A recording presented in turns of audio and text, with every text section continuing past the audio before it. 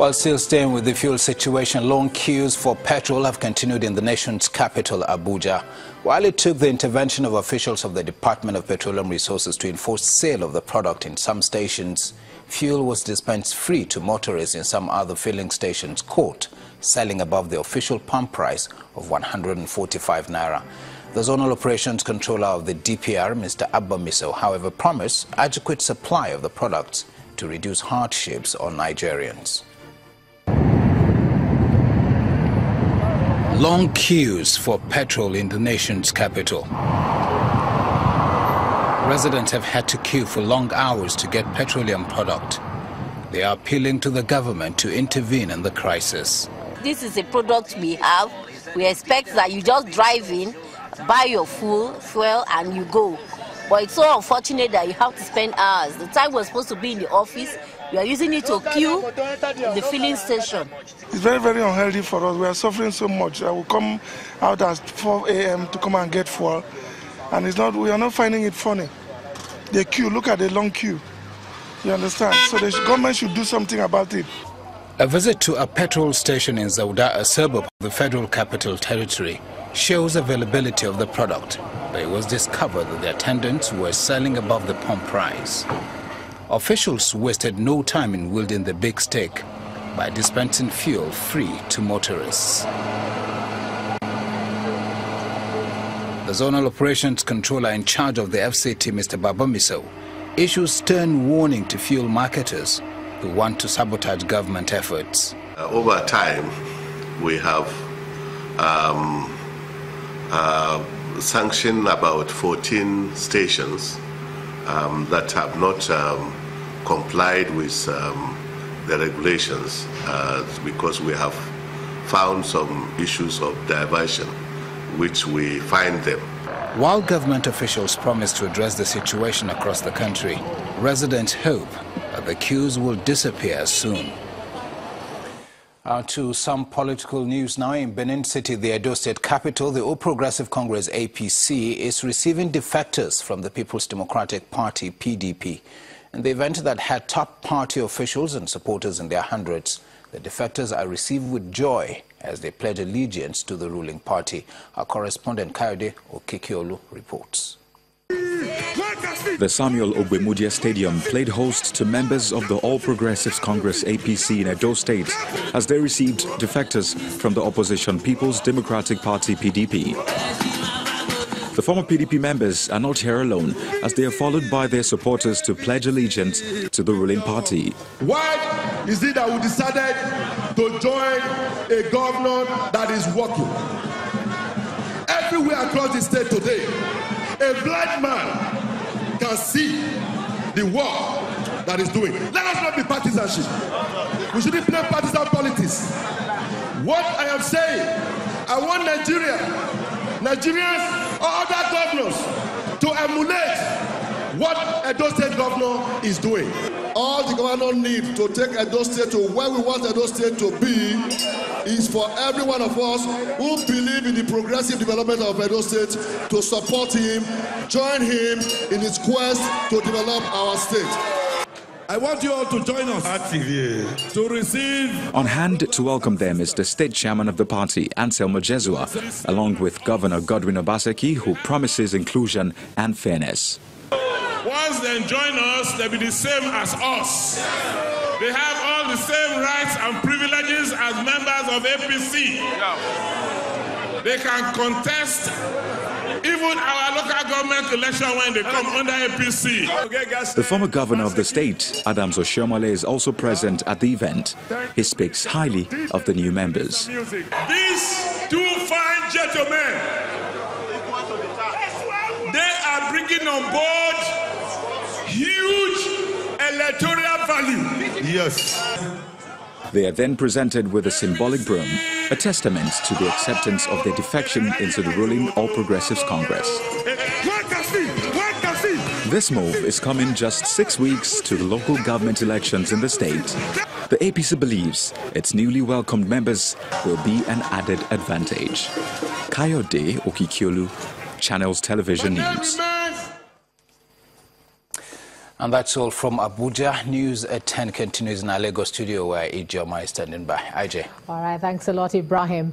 And the Rivers State Governor, Nyesom Wike, isn't happy about what he describes as a lack of cooperation between the Federal Railway Corporation to allow a right-of-way in the construction of Elenwa Road in the state. The governor, who visited the site where there is a crossing between the road and the track, is worried that all efforts to reach an amicable solution appear not to have yielded results. He blames the misunderstandings on possible political differences between the state and the Federal Ministry of Transport, which is the handler of the project.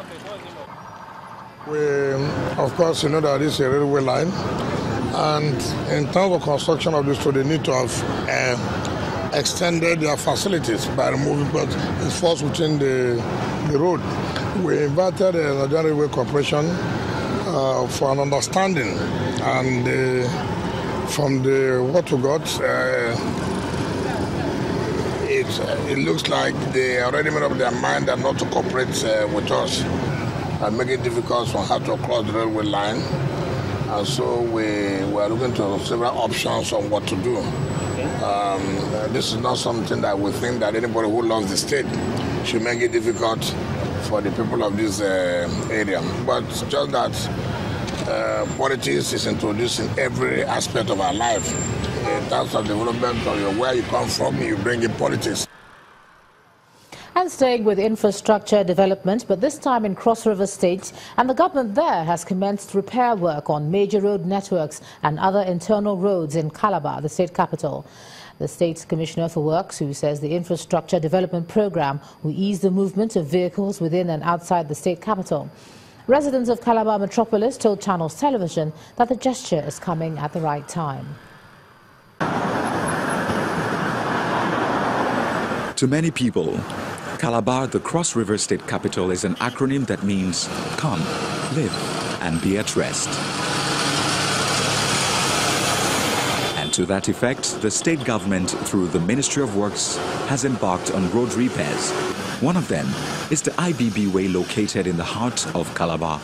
We approach the road projects which is in the urban Calabar municipality, Calabar South. That is the Calabar Metropolis. We approach those projects perennially, annually. As it is, the state government have signed a 100 million naira project. The State Executive Council had approved that for road maintenance per senatorial district. That is our approach. And that amount is for the Cross River Road Maintenance Agency that maintains these projects per senatorial district. Residents believe this will increase patronage to their businesses and also enhance smooth drive-through. This is a lovely idea. It's a wonderful thing. You know, this road has been here for ages.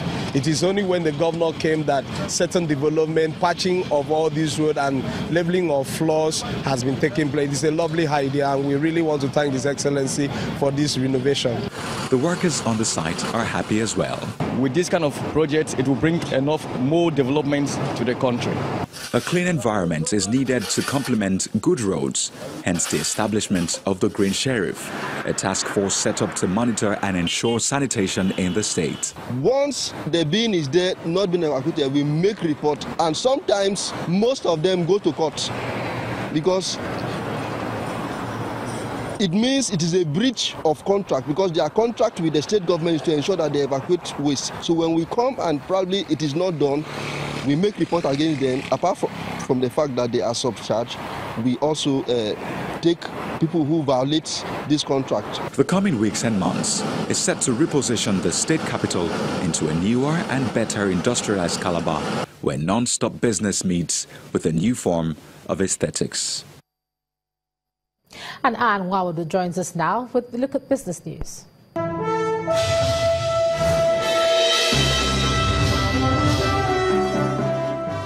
Thanks a lot, Ijoma. And we begin with the Nigeria's Debt Management Office saying that it plans to raise between 315 billion to 385 billion naira from the bond markets in the first quarter of this year. This was disclosed in the federal government's bond issuance calendar for the first quarter of this year. The DMO plans to raise the amount from federal government bond auctions through the benchmark of 2021 and 2027 bonds and the new 7-year bond. Just last year, the DMO raised $2.8 billion from the international market.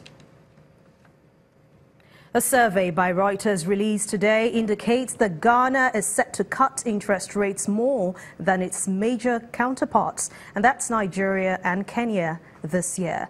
Nigeria's central bank is unlikely to hold an interest rate meeting on January the 22nd as scheduled, as several new members of the Monetary Policy Committee are yet to be approved by lawmakers. Analysts and economists polled this week's forecast that Ghana's central bank will cut rates by 25 basis points to 19.75% on Monday, while Kenya will keep its rates on hold at 10.0%. The survey expects interest rates in Nigeria to be cut to 12%, Ghana to 17%, while Kenya is forecast to be cut to 9% by the end of this year. And as for Nigeria's oil exports, they are likely to edge lower on the barrel per day basis in March this year. Crude oil exports of 1.6 million barrels per day have been scheduled for March. Nigeria's production has remained broadly stable in recent months, with no major militant attacks since January this year. But tensions remain high in the oil-rich Niger Delta, as militant group Niger Delta Avengers are threatening to attack certain offshore fields in the coming days. And talking about oil prices, they are near their biggest weekly fall since October 2017 today, as a recovery in U.S. production outweighs ongoing declines in crude inventories. The International Energy Agency hints that global oil stocks have tightened substantially due to OPEC cuts, demand growth, and low production from Venezuela. Brent crude futures fell 64 cents to $68.67 a barrel today, while U.S. crude futures dropped 59 cents to $63.36 a barrel. Nigeria's stock market has ended today's trading session with a 0.45% recovery as banking stocks rally the all-share index to a new milestone. For details on today's activity, let's join BC Adebayo.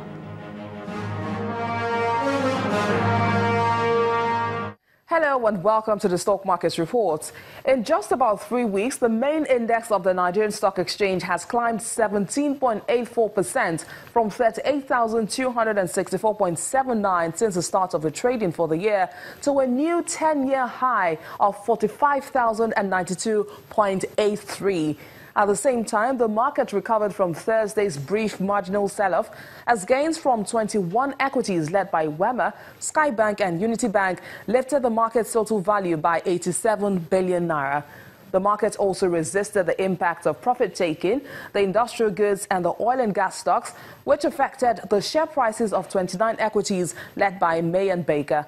Transco remains the top most actively traded stock for the fourth consecutive week, from a total of 1.33 billion units of shares traded in 9,053 transactions by investors on Friday. And that's it on the Stock Market Report. I am BC Adebayo. Major world stock markets have also ended the week mostly positive as investors shrug off concerns about a possible shutdown of the U.S. government, as well as strong economic data from the Eurozone. Let's see the numbers for today.